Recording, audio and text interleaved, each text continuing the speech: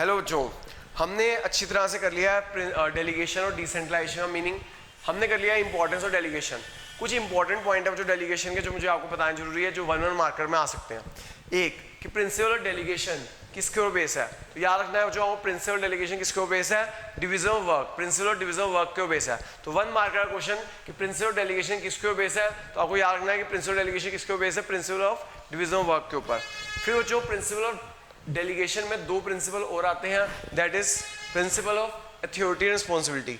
जब आप डेलीगेट करोगे तो आपको याद रखना है कि authority is equal to responsibility होनी चाहिए, बैलेंस होना चाहिए, जो आपने पहले भी पढ़ रखा है प्रिंसिपल अथॉरिटी रिस्पॉन्सिबिलिटी की, जो आप अथॉरिटी रिस्पॉन्सिबिलिटी इक्वल होनी चाहिए, they are must be equal, commensurate होने चाहिए।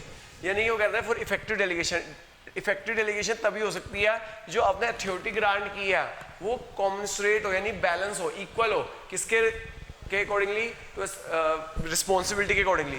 ये डायग्राम याद रखना है थियोरेटिकल टू रिस्पॉन्सिबिलिटी का। आपको याद होगा मैंने एग्जांपल्स भी दिए थे कि अगर आपने किसी प्रोडक्शन डिपार्टमेंट को 1000 यूनिट बनाने का ऑर्डर दिया तो आपने उसको रिस्पॉन्सिबिलिटी तो दे दी 1000 यूनिट बनाने की, साथ में आपको अथॉरिटी भी देनी पड़ेगी 1000 यूनिट रॉ मटेरियल बनाने की, 1000 यूनिट रॉ मटेरियल खरीदने की। अगर आपने उसे अथॉरिटी नहीं दी रॉ मटेरियल खरीदने की तो थियोरेटिकल टू रिस्पॉन्सिबिलिटी नहीं हो पाएगी, बैलेंस नहीं हो पाएगा, काम नहीं हो पाएगा। इसी तरह अगर आपने किसी बंदे को रिस्पॉन्सिबिलिटी दिया लेकिन अथॉरिटी उससे भोया दे दिया तब भी काम डिस्टर्ब हो जाएगा। जो मैंने एग्जांपल दिया था वहाँ पे कि हमने मार्केटिंग वालों को कहा कि आप 5 लाख 10 लाख की सेल्स कीजिए, 10 लाख की सेल्स करने के लिए 1 महीने का क्रेडिट पीरियड काफ़ी है, लेकिन हमने उनको अथॉरिटी दे दी कि आप 2 महीने का क्रेडिट दे सकते हैं। 2 महीने क्रेडिट तो दे देंगे, उससे आराम से अचीव कर लेंगे, लेकिन बैड डेट होने का खतरा है, तो ज़्यादा अथॉरिटी भी खतरनाक है, दोनों इक्वल होनी चाहिए। दूसरा प्रिंसिपल आपको याद रखना है जो principle of absoluteness of accountability, कि भैया आपको याद रखना है कि जो डेलीगेशन है ये मतलब नहीं होता कि आप delegation can not be abdicated, delegation can not be abdicated मतलब ये नहीं है कि आपने अपने सबऑर्डिनेट को काम शेयर कर दिया तो आप कह सकते हो आपने तो अपना काम सौंप दिया, अब हम रिस्पॉन्सिबल नहीं है, यू आर स्टिल रिस्पॉन्सिबल। तो डेलीगेशन ये मतलब नहीं होता कि आपका रिस्पॉन्सिबिलिटी खत्म हो गई है। यानी अगर मान लो मैं मिस्टर एक्स हूँ, मिस्टर एक्स ने मिस्टर वाई को काम सौंप दिया, मिस्टर एक्स ने अपने सबऑर्डिनेट मिस्टर वाई को सौंप दिया, तो अब मिस्टर एक्स ये नहीं कह सकता कि मैं अब रिस्पॉन्सिबल नहीं हूँ, mister x is still responsible, mister x is still responsibility, उनकी रिस्पॉन्सिबिलिटी कभी खत्म हो ही नहीं सकती। वो अगर मिस्टर वाई ने काम खराब किया तो मिस्टर एक्स ही रिस्पॉन्सिबल होंगे। इसे कहते हैं जो principle of absoluteness of accountability, accountability मतलब आंसरेबिलिटी, आंसरेबिलिटी कभी खत्म नहीं हो सकती। एक्स को काम दिया था बॉस ने, एमडी ने, उसने आगे शेयर कर दिया वाई के साथ, एक्स ही रिस्पॉन्सिबल होगा एमडी को, ये नहीं आ सकता मैंने आगे डेलीगेट कर दिया था वाई को।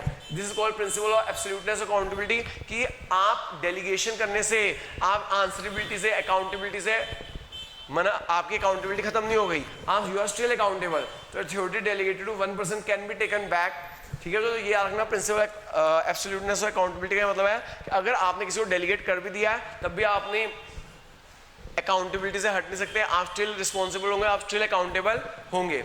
Authority delegated to 1% can be taken back, अगर आपने किसी को अथॉरिटी दिया, आपने मिस्टर एक्स ने मिस्टर वाई को दिया तो मिस्टर एक्स मिस्टर वाई से वापस ले सकता है अथॉरिटी और मिस्टर जेड को सौंप सकता है, रीडेलीगेट कर सकता है, ठीक है बच्चों। तो ये प्रिंसिपल याद रखिएगा, ये काफी इंपॉर्टेंट है।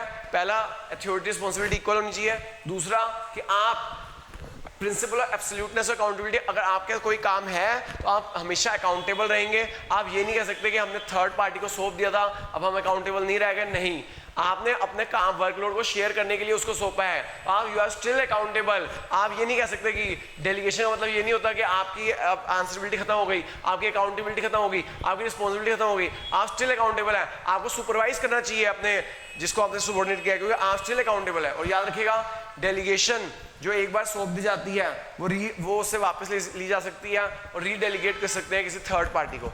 थैंक यू बच्चों।